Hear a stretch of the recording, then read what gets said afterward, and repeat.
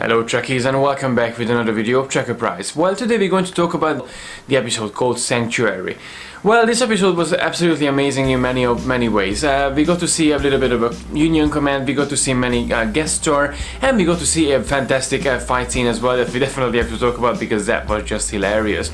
The episode itself still resonates with the Kalen attack, and it shows us how the Union with the other members they actually share and trade weapons, and they upgrade the ships to be a bit of a match against the Kalen itself. In order to do that, the Moclans basically provide weapons to the Union, to the fleet, and they have their ship upgraded around Moclus, which is a really nice way of how member societies cooperate within the Union itself. The Orville picks up two passengers, so they have to Uber to another star system to actually meet up with another starship that will transport them over to somewhere else. At the very beginning, I did feel that there's something up with them because they brought in this suitcase and they've been like, hey, actually everything is gonna be fine. Don't worry too much. It's gonna be fine. And you see, everything is well.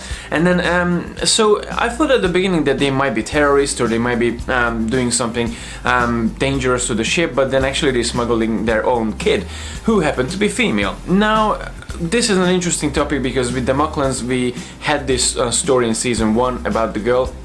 When Bortus and Clyden, they had their first kid, a firstborn child, and it turned out to be a female. And if you remember the episode between Bortus and Clyden, there was this on and off going on argument that, hey, we should raise her as a child because this is the Union starship and no one going to look for it, and then we can get an asylum from Captain Mercer. But then, on the other hand, there's Clyden who, in this episode, he got roasted quite well. Yeah, so we've been dealing with Clyden and that side as well, that yeah, we have to go with the correction surgery and then we have to raise her as a male Moclan, which again alters a lot of other things. And as it turned out, Clyden is not just fighting against the Moclan beliefs. He actually teaches Topa how to raise, how to be a Moclan man, and how to despise ladies as well, which is it's really sexist, but obviously different society, and we don't really understand their customs as much, and I have a feeling that no one really understands the Moclans in this point. So basically in this episode, Bortus realizes the situation from an outsider point of view, that hey, I had to go through this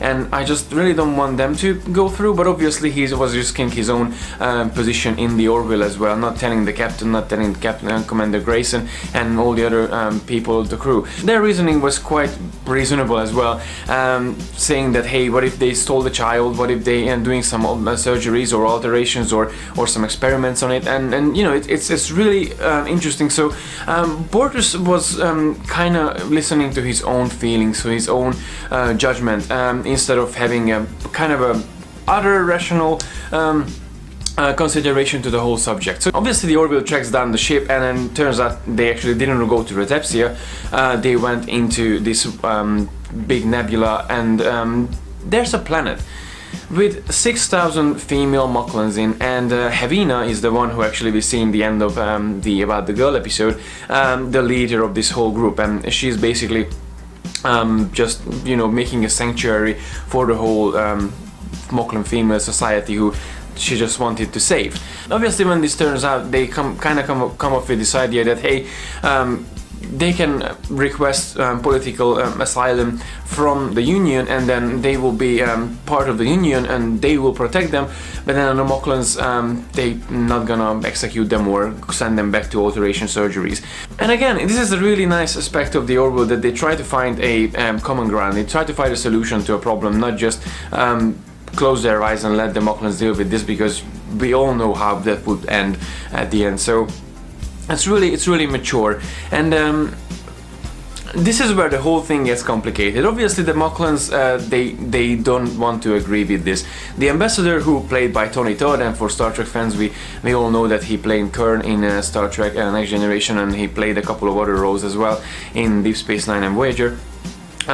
He's a fantastic actor. He basically just says, okay, if you're gonna go and give these people asylum, we're going to renounce our Union membership, and we're not gonna supply weapons to you, which actually Captain Mercer points out to the admirals that hey, we shouldn't rely just only one race for weapon supplies, but And it's a simple matter, but the admirals, they always just like politicians in a sense. They try to cover up with some simple things, with some complicated issues that, hey, let's just go back to captaining and I will deal with this. It was really nice to see all the admirals that we seen through the 2 seasons, and obviously it was really nice to see their interaction as well between Captain Mercer and the Admiralties. So it was really cool to see all of these admirals in one place. And for the first time we got to see the Union Council as well, with multiple races. We got to see some really interesting and familiar faces, but we got to see some quite distant faces that we never seen before. So I'm wondering if we're gonna see any of these races in the future. In terms of guest characters, we got to see F. Murray Abraham, who played in Star Trek Insurrection, and we got to see Tony Todd, who I also already explained, Next Generation and Deep Space Nine and even Voyager, if I remember well.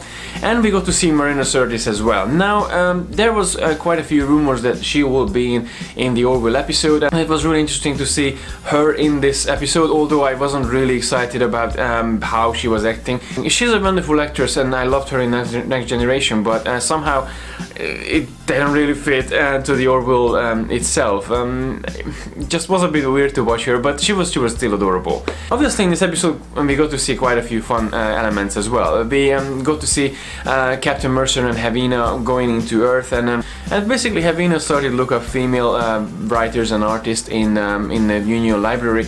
By the time when we got to Dolly Parton and 9 to 5. Now,